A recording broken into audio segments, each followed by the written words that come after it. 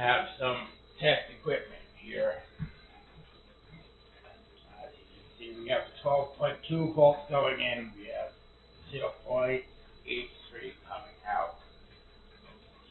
This is a pulse width modulator from an e-bike. An e-bike throttle level. You see this 8.2? I'm going to pull back. 12, 4.8. And as I pull all the way down on the thumb, 7.76 volts. And,